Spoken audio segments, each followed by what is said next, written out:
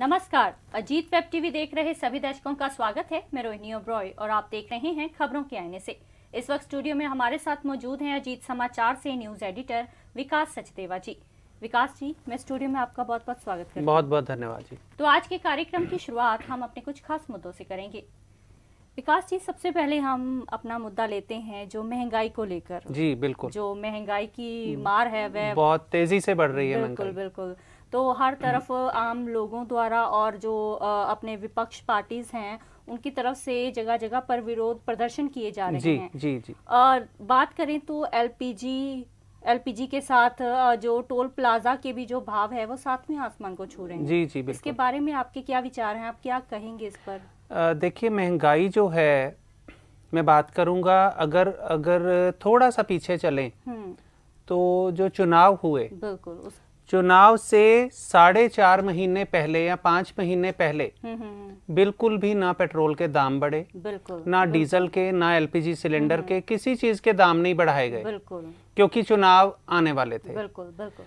जब चुनाव खत्म हुए, चुनाव के खत्म होते ही 13 दिन बाद, बिल्कुल एग्जैक्ट 13 दिन बाद सरकार ने पेट्रोल के दाम बढ़ाने शुरू किए 22 मार्च से, और रोज की रोज उसमें बढ़ा, बिल्कुल, और उसमें डेली हर रोज उसमें 80 पैसे प्रतिदिन के हिसाब से वृद्धि हो रही है। आप ये सोच सकते हैं कि पिछले 14 दिनों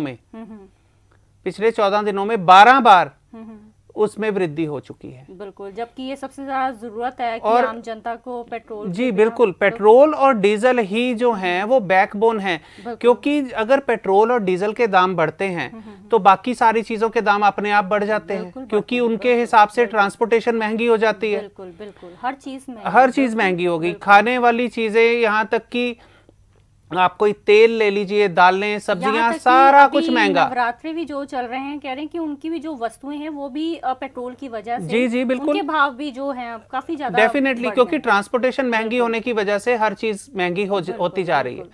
और इस वक्त आप देखिए कि पेट्रोल जो है वो 102 रुपए से ऊपर जा चुका है पंजाब में। दिल्ली में 103 रुपए 81 पैसे आज का रेट है, यानी कि आप ये अंदाजा लगा सकते हैं कि नियर अबाउट आप 104 रुपए कह सकते हैं इसको। तो महंगाई का अगर हम जिक्र करें तो सबसे जरूरी चीज जो आम आदमी की जरूरत है, आम आदमी नहीं, हर किसी की जरूरत है, दवाइयाँ। बिल्कुल बिल्कुल। दवाएं जो हैं वो पिछले कुछ देर में ही उसमें जो इजाफा किया गया है वो 10.5 10.5% वो महंगी कर दी गई है, जबकि इससे पहले अगर उनमें कोई बढ़ोतरी होती भी थी ना तो क्या होता था कि उसमें 0.5% बढ़ गया, कभी 1.5% बढ़ गई, कभी 2% बढ़ गई, इस तरह से दवाइयां अब सीधे ही 10.5%। बहुत ज्यादा। तो ये जो महंगाई की मार है, अब अगर बात भारत की हो रही है तो भारत के आसपास साउथ एशिया की अगर बात करें तो महंगाई की वजह से ही श्रीलंका में आज इस वक्त आपातकाल लगा हुआ है। वहां पर सरकार जो है वो अस्थिर हो गई है।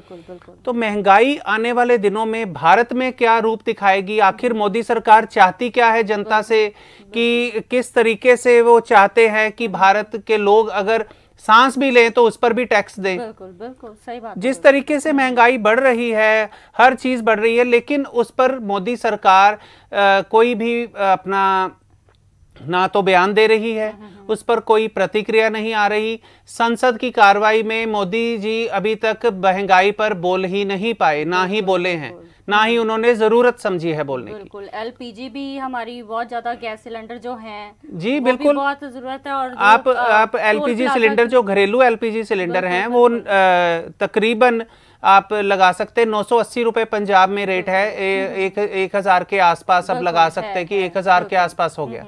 तो इस तरीके से अगर महंगाई बढ़ती रहेगी तो कहाँ जाके रुकेगी, ये तो अब सरकार ही बता सकती है। बिल्कुल सही बात है। तो इसके साथ ही हम अपना अगला मुद्दा लेते हैं। बात करेंगे पाकिस्तान के पीएम की। पाकिस्तान की जो बड़ी सियासी, पाकिस्तान में इन दिनों जो बड़ी सियासी है उसमें उथल पुथल काफी ज्यादा जी बिल्कुल, बहुत। वहाँ के जो राष्ट्रपति हैं उन्होंने भी संसद को भंग कर दिया है। जी, इसके बारे में अपने थोड़े से विचार साझा कीजिए। ऐसा है कि पिछले काफ़ी अरसे से पाकिस्तान में उथल पुथल चल रही है, जो राजनीतिक अगर हम कहें उथल पुथल, और वहाँ पर विपक्ष जो है वो सारा एक तरफ हो गया इकट्ठा, बिल्कुल, और इमरान खान की जो सरकार है वो एक तरफ, और इमरान खान की सरकार के जो मंत्री हैं, उनके जो एमपीज हैं, सांसद हैं, वो भी इमरान खान का साथ छोड़कर तो वो जा चुके, उधर चले गए, विपक्ष के साथ मिल गए। तो उस वक्त जो है वो सरकार अल्पमत में आ गई थी, माइनॉरिटी में आ गई थी।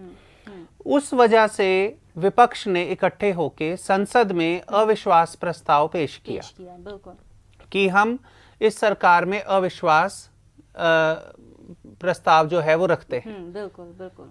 लेकिन अभी उस पर क्या हुआ कि अविश्वास प्रस्ताव पर मतदान होना था, बहुत देर से ये चल रहा था, पिछले 10-15 दिन से ये घटनाक्रम चल रहा है, लेकिन उस पर मतदान की प्रक्रिया जो वो थी वो 3 अप्रैल की निर्धारित हुई, जो कल बीत गया।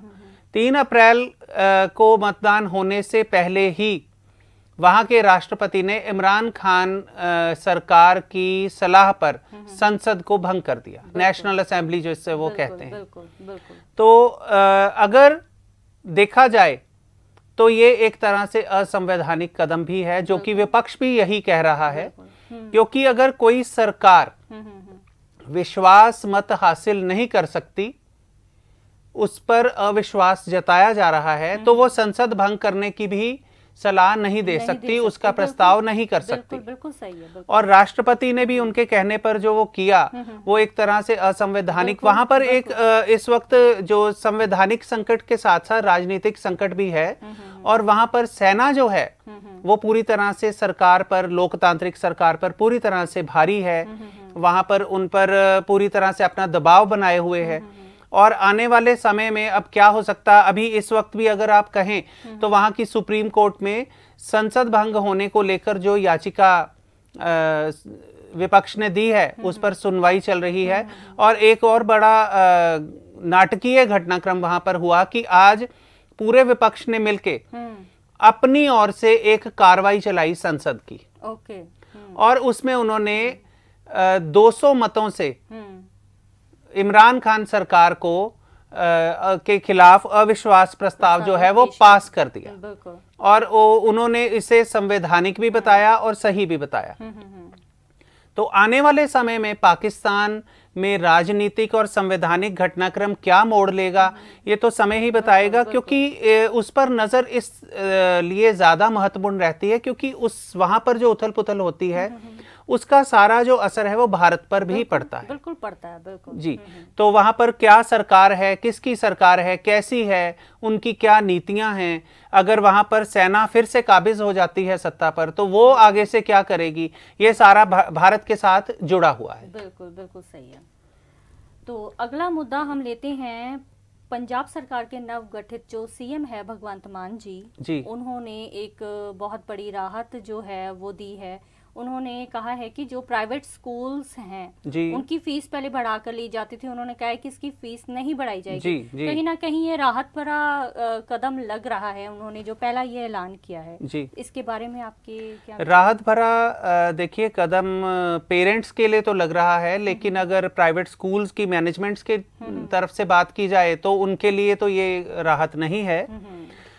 लेकिन भगवंत मान जी ने जो भी घोषणा की है या जो वो घोषणाएं कर रहे हैं वो मैं जो ये समझता हूं, मेरे हिसाब से मेरे जो लगता है कि उन्हें पहले इस पर पूरा वर्कआउट करना चाहिए था, पेरेंट्स को और साथ में स्कूल्स की मैनेजमेंट्स को और साथ में सरकार, इन तीनों का एक कमेटी या मीटिंग होनी चाहिए, कमेटी बननी चाहिए, वो अपनी रिपोर्ट दे, उसमें क्या कंसेंसस बनता है, क्या सर्वसम्मति से पास होता है, क्या रिपोर्ट आती है, उस पर फिर फैसला होना चाहिए। हर किसी की राय के साथ हम हवा में अगर ये बात कर दें कि जी प्राइवेट स्कूल्स ने कल से फीस बढ़ाकर नहीं लेनी, तो प्राइवेट स्कूल तो ऑलरेडी बढ़ाकर ले रहे हैं फीस। बिल्कुल, वो कैसे वापस, अब जो पेरेंट्स हैं वो दुविधा में हैं कि हम बढ़ाकर दें या क्या करें। सही बात है। तो जो सरकार का औपचारिक रूप से जो अभी इस तरह का कोई ऑर्डर स्कूल्स को आया भी नहीं है, और अगर आता भी है तो उस पर एक कमेटी बननी चाहिए, एक कंसेंसस होना चाहिए। ठीक है कि प्राइवेट स्कूल्स की ओर से जो फीस वसूली की जाती है उस पर जो सरकार की तरफ से अभी तक कुछ नहीं किया गया था, लेकिन जो स्कूल्स या जो पेरेंट्स हैं वो काफी हद तक परेशानी भी झेल रहे थे। अभी आज ही के पेपर में न्यूज़ देखी है मैंने कि जो बुक्स वगैरह भी मिलती हैं बहुत महंगी होती हैं, तो किसी एक शहर में जो पेरेंट्स हैं उन्होंने पुरानी जो बुक्स हैं वो डोनेट करने के लिए पुस्तक मेला लगाया कि अगर कोई नीडी है तो वो वहां पे आके वो बुक्स ले सकता है। बहुत अच्छा कदम है ये। जी, तो इस तरह के जो कदम है पेरेंट्स की तरफ से तो उठाए जा रहे हैं, लेकिन सरकार और स्कूल की मैनेजमेंट की तरफ से भी आगे आना चाहिए। बिल्कुल बिल्कुल। तो इसी तरह हम अपने कार्यक्रम का समापन अपने आज के विचार से करेंगे। कहा जाता है किसी भी वस्तु की सुंदरता आपके मूल्यांकन करने की योग्यता में छिपी हुई है। जी विकास जी। किसी भी चीज की सुंदरता का मतलब है कि अगर हम किसी भी चीज को ठीक नजर से, अच्छी नजरों से देखेंगे तो वो हमारी अच्छाई की सुंदरता है, हमारी अच्छाई है उसे देखने में। अगर उसे हम नेगेटिव तरीके से देखेंगे तो हमारे अंदर की नेगेटिविटी बाहर आएगी, नकारात्मकता बाहर आएगी। तो हमारी ही योग्यता उसमें है कि हम किस चीज को किस तरीके से, कितनी सुंदर तरीके से देखते हैं। बिल्कुल बिल्कुल। तो आज हमने चर्चा की है पिछले सप्ताह के कुछ खास मुद्दों के बारे में। अगले सप्ताह हम फिर हाजिर होंगे। अजीत वेब टीवी देख रहे सभी दर्शक इसी तरह हमारे साथ जुड़े रहिए। अब हमें दीजिए इजाजत। नमस्कार। देश दुनिया ਦੀਆਂ ਤਾਜ਼ਾ ਖਬਰਾਂ ਦੇ ਲਈ ਹੁਣੇ ਪਲੇ ਸਟੋਰ ਤੋਂ ਡਾਊਨਲੋਡ ਕਰੋ ਪੰਜਾਬ ਦੀ ਆਵਾਜ਼ ਅਜੀਤ ਨਿਊਜ਼ ਐਪ। ਹੁਣ ਤੁਹਾਡਾ ਆਪਣਾ ਅਜੀਤ ਹਰ ਸੋਸ਼ਲ ਮੀਡੀਆ ਪਲੇਟਫਾਰਮ ਦੇ ਉੱਤੇ ਉਪਲਬਧ ਹੈ। ਫੇਸਬੁੱਕ ਦੇ ਉੱਤੇ ਹੁਣੇ ਲਾਈਕ ਤੇ ਫੋਲੋ ਕਰੋ ਅਜੀਤ ਦਾ ਅਫੀਸ਼ੀਅਲ ਪੇਜ ਡੇਲੀ ਅਜੀਤ ਤੇ ਹਾਂ ਨਾਲ ਹੀ ਦੋਸਤਾਂ ਨੂੰ ਪੇਜ ਲਾਈਕ ਕਰਨ ਦੇ ਲਈ ਇਨਵਾਈਟ ਕਰਨਾ ਨਾ ਭੁੱਲਣਾ। ਇੰਨਾ ਹੀ ਨਹੀਂ, ਹਿੰਦੀ ਦੇ ਵਿੱਚ ਖਬਰਾਂ ਵਾਸਤੇ ਲਾਈਕ ਤੇ ਫੋਲੋ ਕਰੋ ਸਾਡਾ ਫੇਸਬੁੱਕ ਪੇਜ ਅਜੀਤ ਸਮਾਚਾਰ ਹਿੰਦੀ। YouTube ਦੇ ਉੱਤੇ ਵੀਡੀਓ ਖਬਰਾਂ ਦੇਖਣ ਦੇ ਲਈ ਹੁਣੇ ਸਬਸਕ੍ਰਾਈਬ ਕਰੋ ਅਜੀਤ ਦਾ official YouTube channel Ajit web TV. ਤੁਹਾਡਾ ਆਪਣਾ ਅਜੀਤ ਹੁਣ ਟਵਿੱਟਰ ਤੇ ਇੰਸਟਾਗ੍ਰਾਮ ਦੇ ਉੱਤੇ ਵੀ ਉਪਲਬਧ ਹੈ। ਟਵਿੱਟਰ ਦੇ ਉੱਤੇ ਖਬਰਾਂ ਦੇ ਲਈ ਫੋਲੋ ਕਰੋ ਡੇਲੀ ਅਜੀਤ ਤੇ ਇੰਸਟਾਗ੍ਰਾਮ ਦੇ ਉੱਤੇ ਖਬਰਾਂ ਦੇ ਨਾਲ ਵੀਡੀਓ ਦੇਖਣ ਦੇ ਲਈ ਫੋਲੋ ਕਰੋ ਬਲੂ ਟਿਕ ਵਾਲਾ ਸਾਡਾ ਅਫੀਸ਼ੀਅਲ ਚੈਨਲ ਡੇਲੀ ਅਜੀਤ। ਇੰਨਾ ਹੀ ਨਹੀਂ, ਅਜੀਤ ਦੇ ਵੀਡੀਓ ਹੁਣ ਤੁਸੀਂ ਐਪਲ ਟੀਵੀ ਦੇ ਉੱਤੇ ਵੀ ਵੇਖ ਸਕਦੇ ਹੋ ਤੇ ਨਾਲ ਹੀ ਅਜੀਤ ਅਖਬਾਰ ਦਾ ਡਿਜੀਟਲ ਐਡੀਸ਼ਨ ਪੜ੍ਹਨ ਦੇ ਲਈ ਡਾਊਨਲੋਡ ਕਰੋ ਅਜੀਤ ਈ-ਪੇਪਰ ਐਪ। ਤੁਹਾਡਾ ਆਪਣਾ ਭਰੋਸੇਯੋਗ ਚੈਨਲ, ਤੁਹਾਡੀ ਆਪਣੀ ਆਵਾਜ਼, ਪੰਜਾਬ ਦੀ ਆਵਾਜ਼ ਅਜੀਤ।